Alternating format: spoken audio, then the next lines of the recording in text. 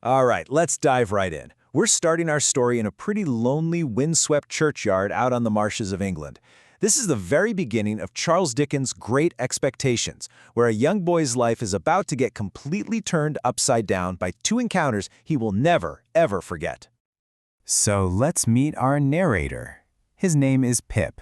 He's a young orphan, and the only way he even knows his family is by the names carved on their tombstones. He's this small, pretty sensitive kid living a tough life with his much older sister and her husband, the blacksmith Joe Gargery, who is, you'll see, just an incredibly kind-hearted guy.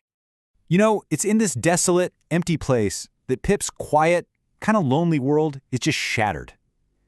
This really sets the stage for the first big shock to his innocence, an event that's going to stick with him for years and years. So, picture this.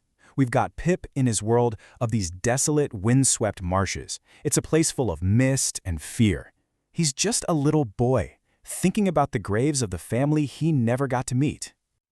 And then, bam! Out of this dreary landscape, a figure of just pure terror emerges. We're talking about a man in these coarse gray clothes, totally soaked and covered in mud, who just grabs Pip and literally turns his world upside down.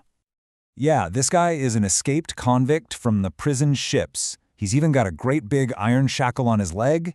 He is desperate, he is freezing, and he is absolutely dangerous. He even threatens to eat Pip's chubby cheeks. I mean, what a terrifying detail for a little kid to hear. And that encounter, well, it chains Pip to a secret he just can't share.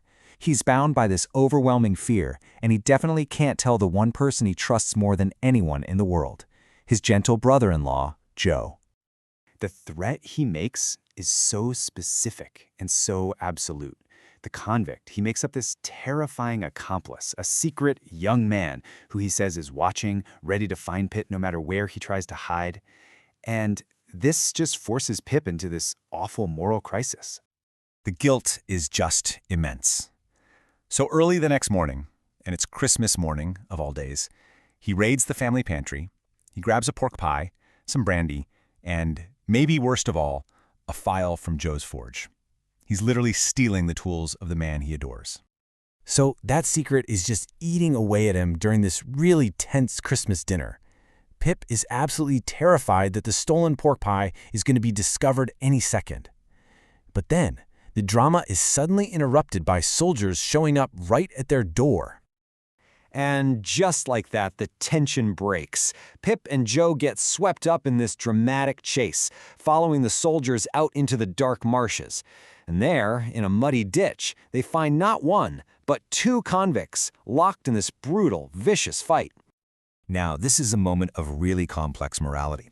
As he's being dragged away, Pip's convict sees him and confesses, "I took the liberty of stealing some food from his house. I am the thief." He's protecting the very kid he terrified just a day earlier. So Pip's secret is safe, but honestly, it's Joe's reaction that really defines the whole moment. He says to the convict, "We don't know what you've done, but we wouldn't have you starve." And Pip is left just carrying the weight of this really complicated act of kindness. Okay, so after that really dark and scary episode, the story gives us this moment of incredible warmth. It's such a stark contrast to all the fear that Pip has just been through. About a year later, Joe opens up about his own painful past. He explains his whole philosophy of this quiet endurance. See, he watched his own mother suffer, and it shaped him into a man who would rather take the cruelty himself than ever inflict it on someone else. And you realize this isn't weakness, it's this profound moral strength, and it's what makes him Pip's true compass in a really harsh world. Just as we're seeing all the warmth and honesty of Pip's world through Joe, a summons arrives, and it's one that's going to introduce him to a world of cold cruelty and just strange decay. This is framed as Pip's great chance, a path to fortune, a better life. His family sees it as the start of his great expectations, a way for him to rise above his common, simple life. So here we go. The two worlds of Pip's life are about to have a head-on collision. You've got the simple, loving world of the forge, and it's about to slam right into the cold, mysterious wealth of Satis House. And poor Pip is caught right in the middle of it all. So Pip enters Satis House, and it is unlike anything he has ever seen. It's a place where time itself has just stopped. It's all darkness and dust. He meets Miss Havisham, who's basically living like a ghost in the ruins of her own wedding day, just surrounded by decay. And with her is her adopted daughter, the beautiful, proud, and incredibly cold-hearted Estella. And while they're playing cards, Estella is just merciless. She scorns Pip for being common, mocking him, saying what coarse hands he has and what thick boots. And right then and there, for the very first time in his entire life, Pip feels this deep, burning shame for who he is, for his life, for his home, and for Joe. This forces Pip to ask himself, why had I never been ashamed of my world or my hands before? This is his second and maybe even deeper loss of innocence. The convict's threat, that was external, a fear for his life. But Estella's attack, that's internal. She introduces him to social shame, and it's a wound to his pride that's going to poison his self-worth and shape every ambition he has from this point forward.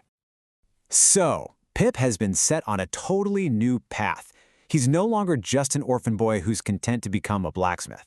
Now he has this painful vision of a different world, but it's a vision driven not by hope, but by shame. You know, these opening chapters just masterfully set up this central question. His journey isn't going to be about just getting rich. It's going to be about navigating the true cost of wanting to become someone else.